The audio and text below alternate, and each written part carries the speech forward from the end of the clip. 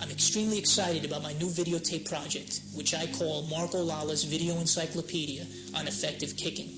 Now, in order to bring you the most accurate representation and clear-cut instruction on how to kick, I've thrown nearly 30,000 kicks in the production and recording stages of this videotape series, and this was all done within a 6-week period. Now, one of the main reasons for the production of this videotape series is to destroy some of the misconceptions that are associated with kicking. Now, one of the main misconceptions, which comes about through the proliferation of martial arts videos today, is how lethal kicks are. Now, usually when you see kicks demonstrated in a tournament scene or something like that, you have a half a dozen students surrounding the master, and as they come charging in, he throws one kick to totally incapacitate that person. Now, we all know that this rarely happens in a fight. If you've watched boxing or kickboxing matches, you've seen literally hundreds of kicks and punches thrown to an opponent with no clear-cut results. So imagine this going on the street. It would just have no self-defense value. So what has to come into play is timing and proper training methods in order to deliver kicks effectively. Now, another misconception is you cannot become a master kicker in 4 weeks. This is absolutely impossible. Just the sheer number of kicking techniques and the angles of delivery and even the variations of the same kick would make it impossible to truly learn numbers of kicks, large numbers of kicks, and to use them effectively. Also, what I wanted to stay away from on this video is saying that these are all my requirements from white belt to black belt. Because we all know that black belts will use what they learned as a white belt most effectively on the street, meaning the basics are what's most important. So on here I'm giving you a very, very thorough understanding of the basics, particularly in the first tape of the series on how to chamber kicks, how to use the correct part of the foot, and proper applications of the techniques. The training variations, the live application footage that I have on this video, is going to really give you an idea of how to use kicks effectively. I think you're going to enjoy this tape.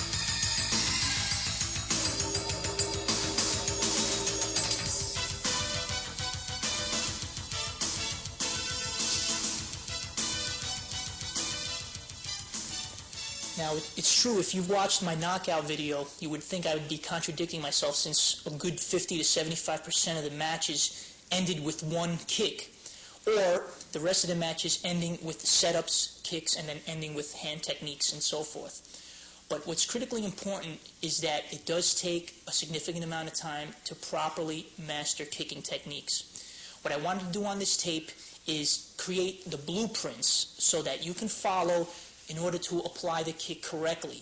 Now, many of my other videos may indirectly help you in this area. For example, my stretching tape, even my low kicking series, which brings out a whole different area of kicking. But on these tapes, I wanted to show you how to properly chamber kicks, how to deliver kicks, what parts of the foot to use. So it's going to be considerably different from some of the other video projects that I've used. I'd like to begin with a brief discussion on the proper striking surfaces of the foot when you're performing kicking techniques.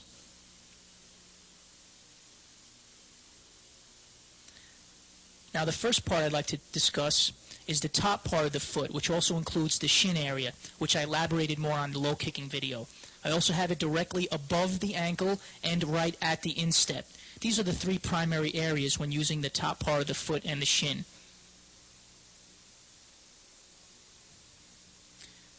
The next striking area, some arts actually use the toes. Now, what I did here was really to signify the position of the foot when you have shoes on or a very firm pair of sneakers. That can be very effective into the groin area. As we move into the side of the foot, the knife edge, notice the double X's on the heel and the single X. These are the various areas of the knife foot. The double X area is much more stronger for proper side kicking techniques. This area may cause slight injury to the smaller bones of the foot, but it can be practical with good footing on. This area here also, with a good pair of shoes or sneakers, can be very effective, but it can lead to small injuries to the bones. Next is the ball of the foot. Notice directly below the big toe. This area is very effective for roundhouse kicks or front kicks. The flat of the foot can be used for stomping or pushing type kicks, and also the bottom heel for downward type strikes. Next, let's move to the heel. What I've shown first is the tendon, which can cause some serious damage if hit with a kick, or if used in kicking can cause damage to you, losing your footing and balance. So please be careful. Do not use that area. What you want to focus on are the various sides of the heel, the bottom heel, the two sides left and right, and the top of the heel, or the rear heel.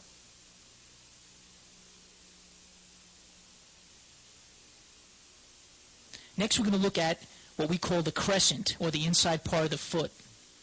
Again, please be careful. The higher up on the foot towards the toes you go, the more tendency there is for possible damage to the small bones. Looking at another angle, when you perform crescent kicks, you may land on the outside part of the ball, as you can see on the X to the left, or even the heel. Here's another way of keeping the toes tightly held together to prevent potential injury when performing the crescent kick. Now, all these kicks will be further elaborated on as we get into the material. Also, I would like to discuss briefly the pivoting action that occurs with all kicks.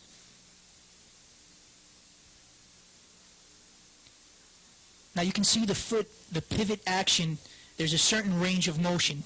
Okay, notice here, these are on roundhouse kicks. There is a considerable amount of pivoting going on the ball of foot. You do not want to pivot on your heel. You want to pivot on the ball. Also, keep in mind, even in a kick as the front kick, there is pivoting action going on, but not as elaborate. Here's a fully extended roundhouse kick, almost going to 180-degree pivot. This one here, this short pivot, could be for the front kick.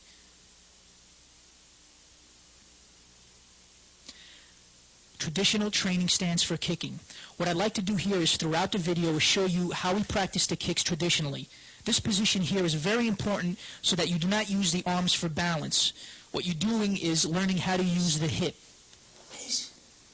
This kick here, the front high kick, the knee is kept straight and the hip is brought to the chest. This whipping action helps both muscles from the top and the rear part of the leg. You do not want to just kick up and drop the leg down.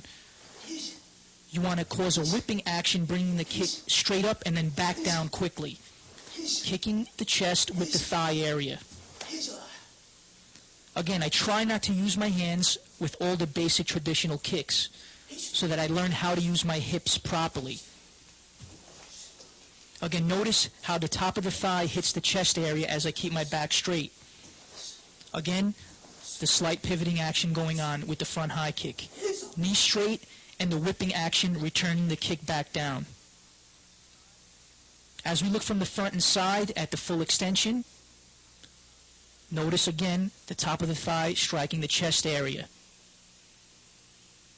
Notice also the pivoting action of the left foot. Notice again the pivot is on the ball of foot, as you'll see throughout the videotape. From the front view, you can more clearly see the slight pivot on the front high kick. Notice how my right foot pivots on the ball at the extension of the kick and then back. Now we'll move into an up and down version that I use in the class. Each time the kick is thrown, it is brought towards the rear foot and then slid forward. Again, watch, kick, bring back, then step. Kick, back, step. Kick, back, step. These up and down motions help you to really use the kicks in your fighting action. Now I move to the next kick. Again, notice the traditional position, holding the belt. And now I'm executing the front kick. Some key points here. Again, the pivoting action. When I'm practicing the kick right now in the standing position, notice how my feet are already at a slight angle. That's where the pivoting would end. Knee comes up, and then I push out, striking with the ball of foot. One of the most important points with the front kick is the hip extension. Notice as the kick is extended, I'm pushing my hip forward. For example, when I'm throwing the right front kick, I will use my right butt cheek to push the kick out. You'll see this more clearly.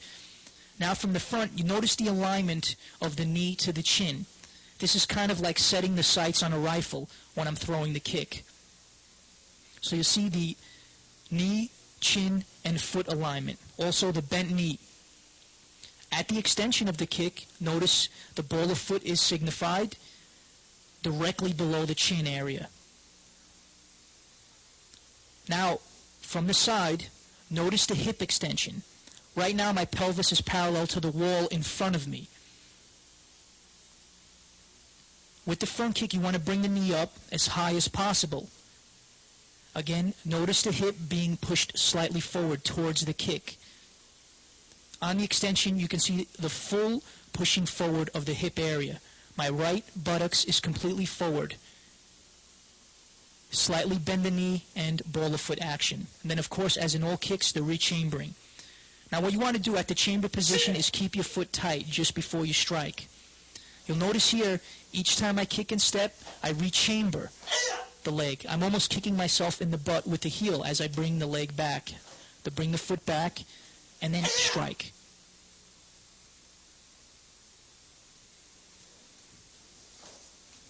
Now here's a little freestyle motion. I'm working front kicks off the back leg and the front leg. Notice the skipping action as I perform the front leg and rear leg kicks.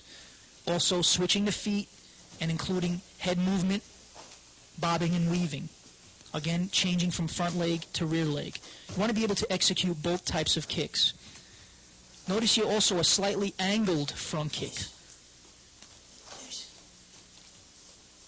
I'm using skipping and jumping motions in order to redirect the front kick. You also notice a lot of switching the stance from right foot to left foot front and then throwing lead leg and reverse leg kicks. If you must, you can rewind and stop different portions of this tape so you can fully appreciate the kicking techniques. Again, notice here the slight angle changes when I perform the front kick. It's not just straightforward.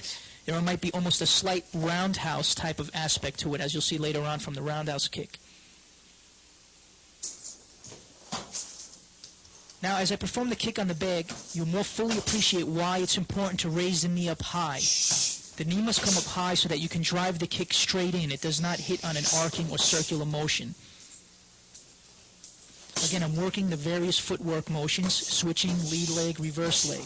You'll notice here, when I missed the bag with the kick, what happened was the knee didn't come up high enough, so the arc was incorrect. You want to be able to drive the foot in a straight line. Try to work various distances and angles when you perform this kick.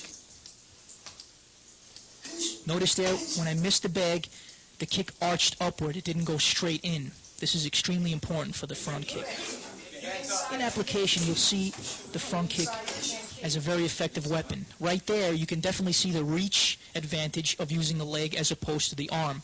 He's using a lead leg front kick versus the jab. Here you'll see a very quick lead leg technique. Right there, I've seen actual fights end with that simple movement right there, lead leg front kick into the solar plexus. Timing is crucial with this technique. Notice here now, as he throws the front kick, he caught me with the lead leg. But what happens is, when he tries to use footwork applications, he gives away movement. He switches his foot and then throws the kick, giving me distance to block. So remember, timing is very crucial when using the front kick.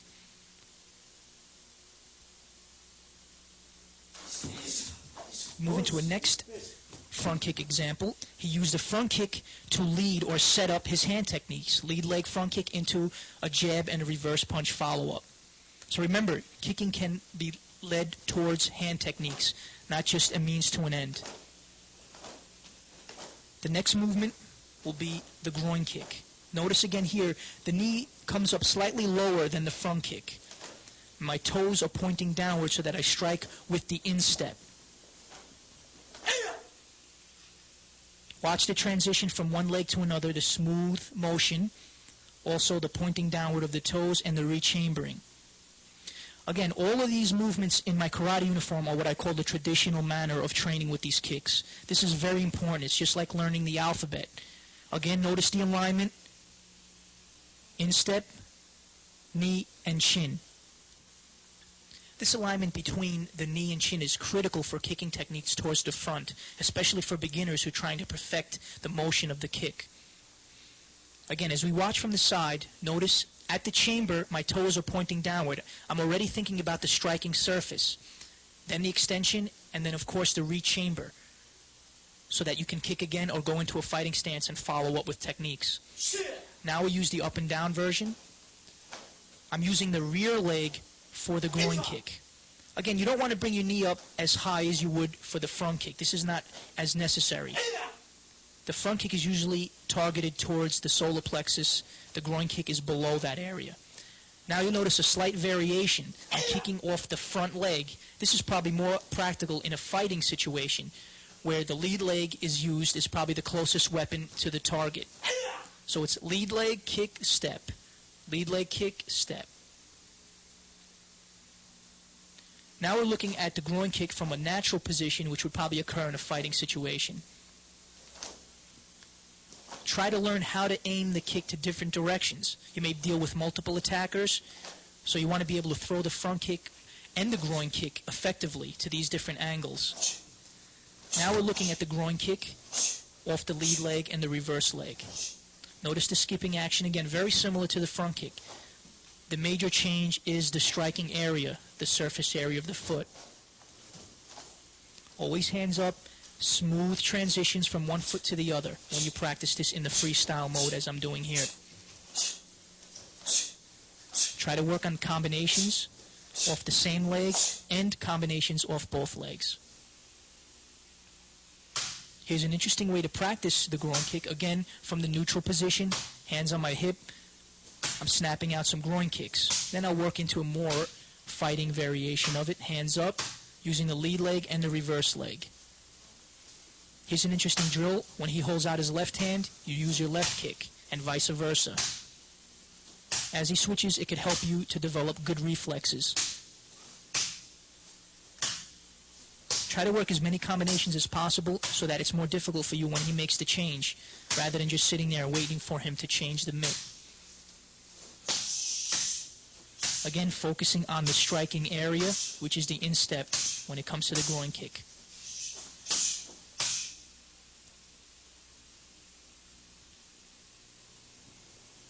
This next segment will show the knee kick.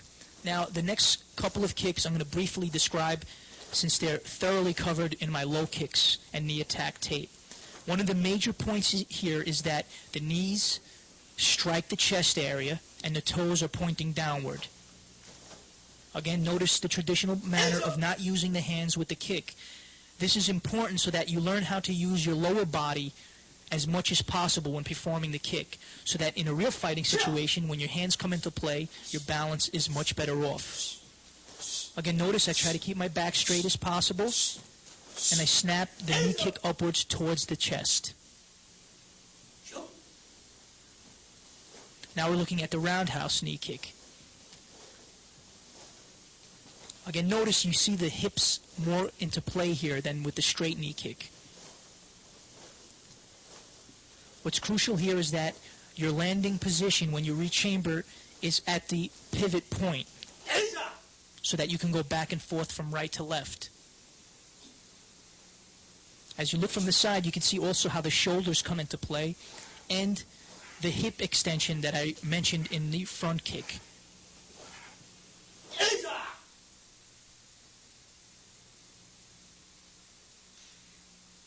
Again, notice the toes pointing downward and the knee striking the chest area.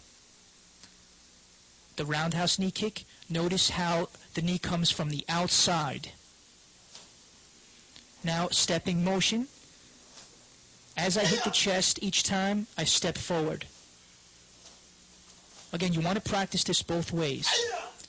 Just like we learn the alphabet again, we learn letters, words, sentences, paragraphs. This is what must be done to properly master kicking techniques. Now what I'm doing here is moving into freestyle variations of the knee kick. Again, just to follow the line of kicks here, I included the knee kick.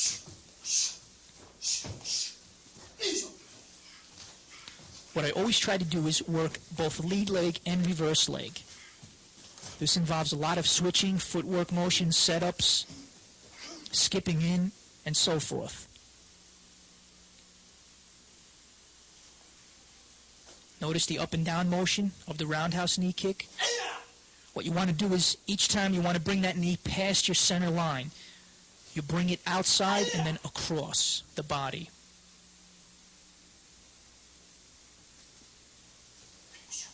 You can see that more clearly here. As I bring the knee up, I'm coming across my center line.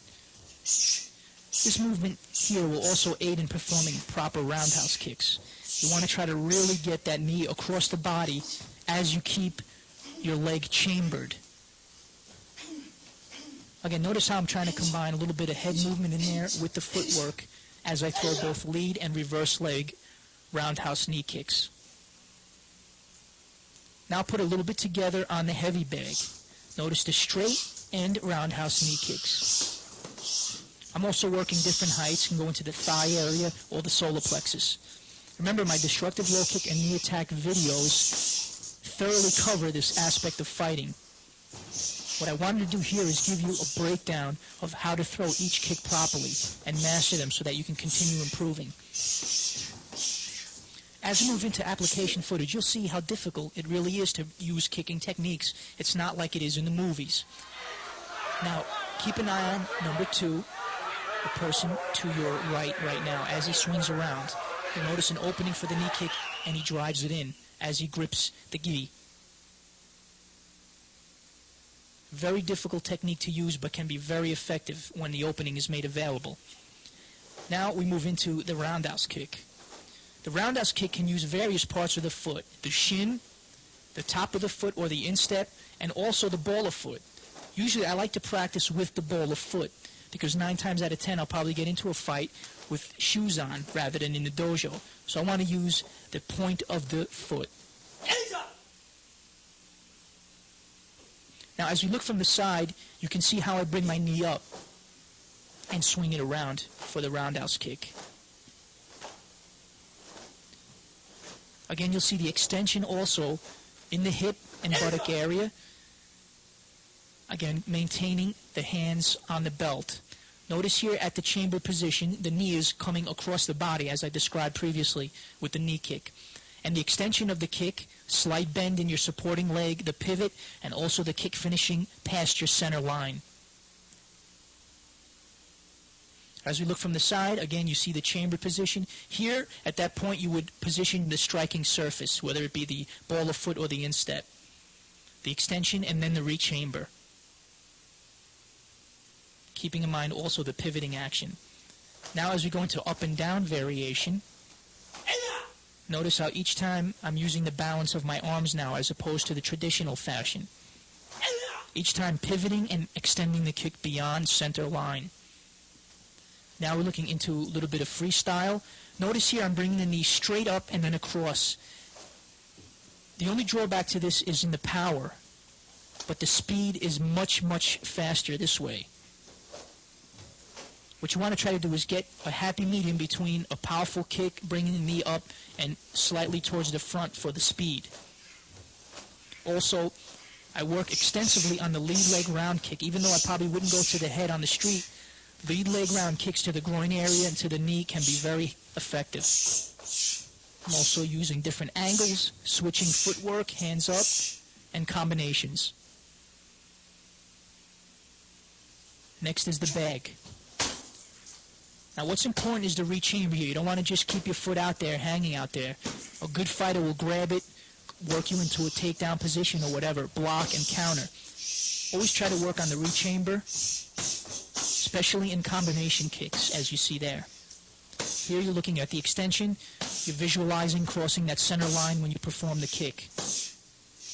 Now again, notice the pattern here. I show you the kick in the traditional fashion, then moving up and down, freestyle version, and then bag application. This is the formula to developing effective kicks. Here in application footage, you can see what I was just talking to you about previously, the low roundhouse kick to the groin area. You notice the delayed reaction on the opponent. Although it was illegal, you can see how effective the technique was. Next we'll move into a very quick action here. Roundhouse kick, notice the arms down and immediately caught. That's why your hands must be up all the time. This is where your freestyle training comes in. Again, notice the hand come down or drawn down here and then followed up with the roundhouse kick. So it's critical when you're practicing the freestyle application, keep your hands up.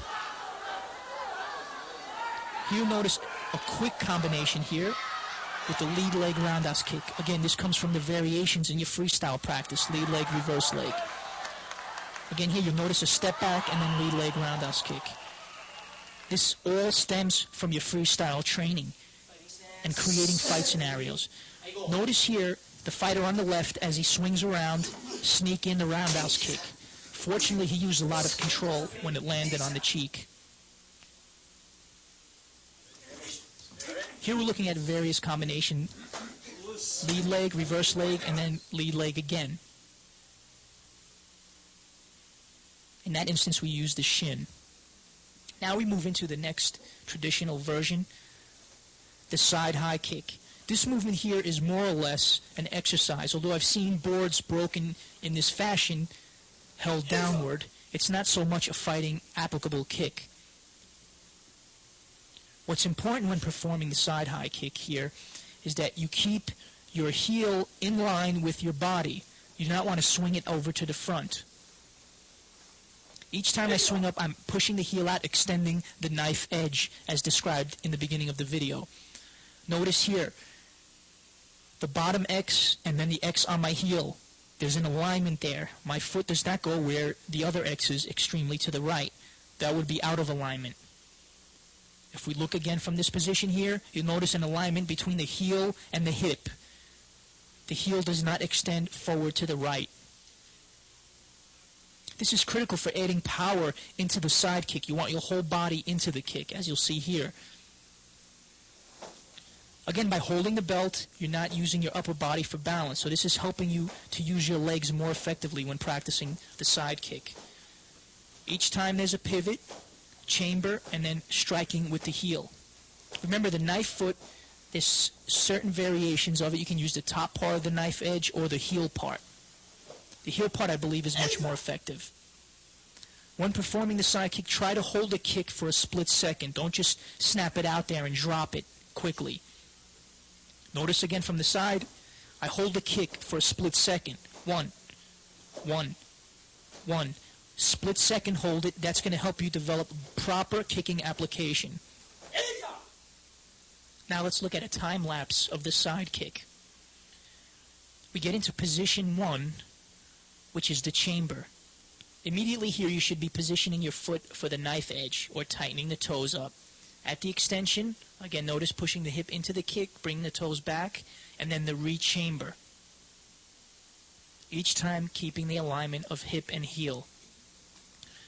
The next kick we work on is the low side kick or knee joint kick. Notice when I raise the leg up into the chamber position, it's closer to the opposite knee. This makes it travel at a faster and further distance. Notice the snapping out on the last 10 of these 20 kicks. What's critical is the re-chamber after the extension there. Now looking from the side, again, you can more clearly see the alignment of the heel, hip, and shoulder. The kick doesn't shoot out towards the front. Each time I turn and look at the target area that I'm striking. Notice the pivoting action in the low side kick. Now we move into the up and down. This is the traditional version of practicing this movement in the horseback stance, chambering and then shooting the kick out, re-chambering, and then going back into the stance. It's a very tough workout, too, on the legs. Now we move into a more freestyle version of this kick. As I go into the fighting stance, I raise the knee up as I'm going to throw a front kick and then pivot on my support foot, shooting the side kick out. Again, notice the pivoting action occurring right at the execution of the kick.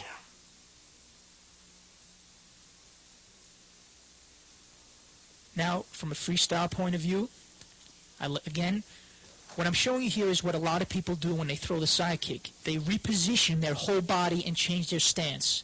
This is actually suicidal in a real fight. Your objective is to be able to throw all kicks from one stance so that you do not change your positioning. As I do here, my normal left foot front fighting stance and shooting the side kick out. I'm showing you from both, again, the lead leg and the reverse leg. As you see from this slight angle, you'll see the alignment of the heel and hip so that I do not kick out in front of me, and also how I get the hip into the kick. There's a lot of material here, so I want you to review this thoroughly. Again, on the bag, notice why the kick has to go out directly to the side so that my heel is in line with the hip so I can get my whole upper body into the side kick. The side kick is a very difficult kick to use in a real fight. You usually see it in movies because it's very exciting to watch. It's very impressive when somebody throws a high side kick, but it's very difficult to use in a real fighting situation, especially when someone is boring in on you.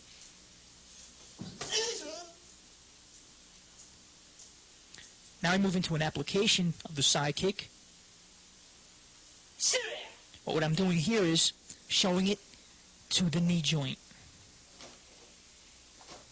What I'm doing is off the rear leg, chambering, and then shooting out. Again, notice the extensive pivoting of my support foot. I'm almost aiming my heel into the target area of my support foot.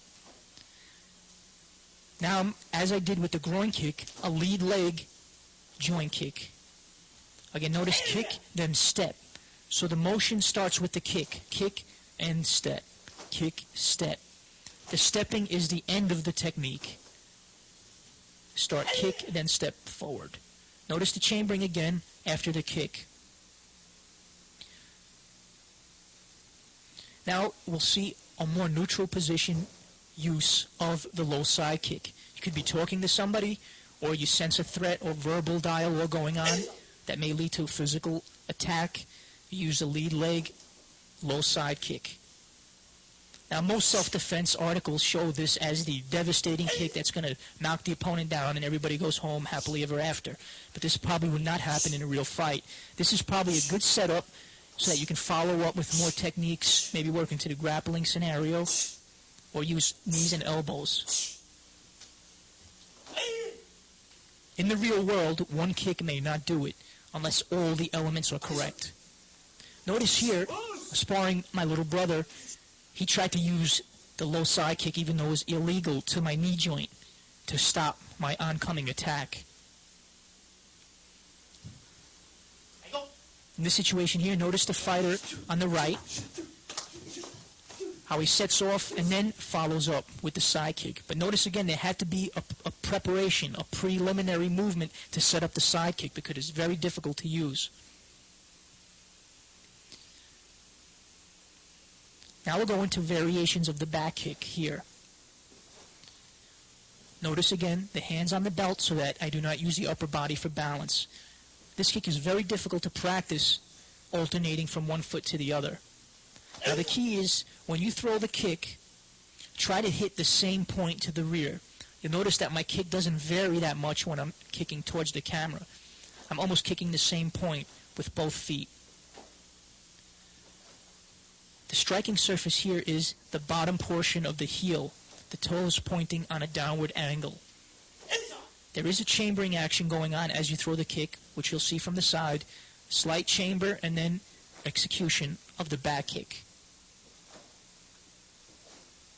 All these preliminary kicks here will lead to the more complicated kicks on tape 2. It is essential here that you work on the alternating method to improve your balance and delivery of the kick.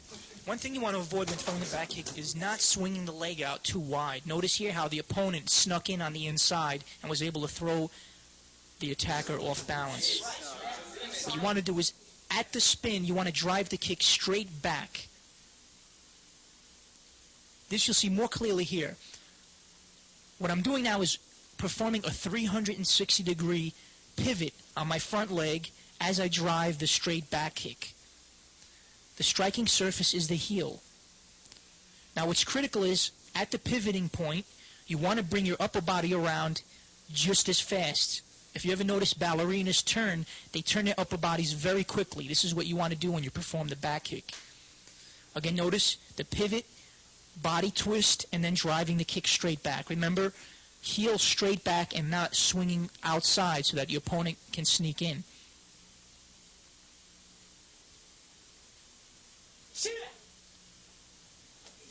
Now with the opposite leg, again, you can see the pivoting action off the lead foot, the body twist, and then driving the kick straight back.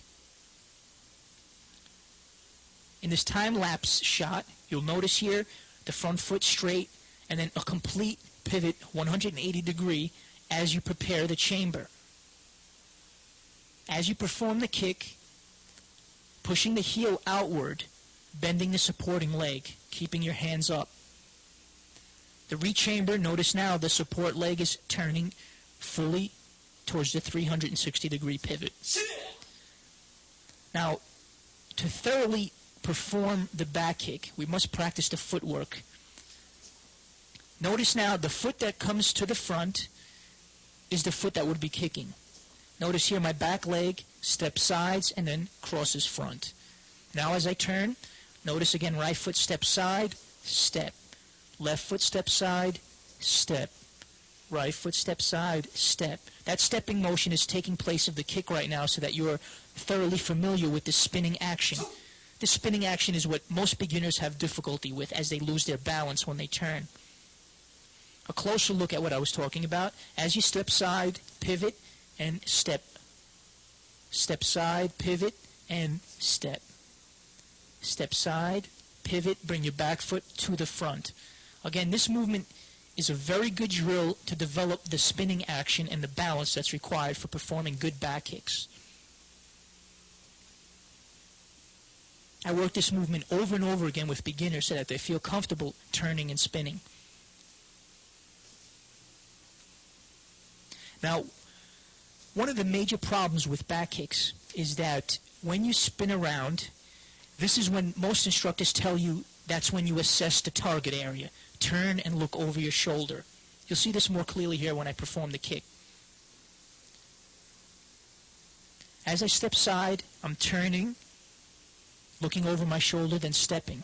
Okay, let's stick with the close-up version here. You'll notice my back foot comes across my front foot and then comes to the front.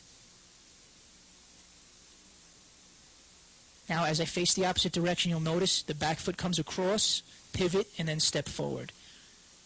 Back foot comes across, pivot, then step forward. Practice this movement over and over again.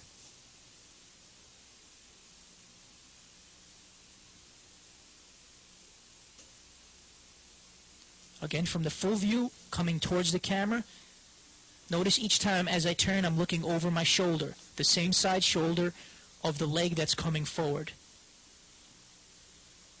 From here, notice my left foot comes back and I look over my left shoulder. Right foot, right shoulder. Left foot, left shoulder.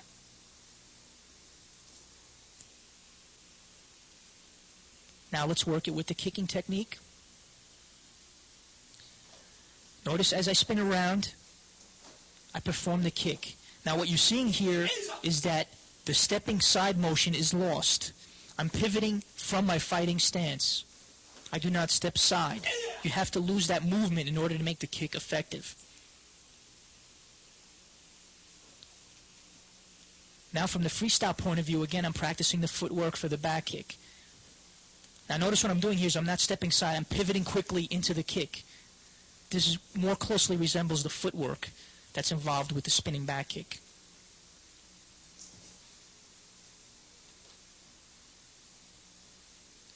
That's the basic variation that I showed you before. Step side, turn, now losing the step side and going right into the kick. Now move into various spinning back kicks.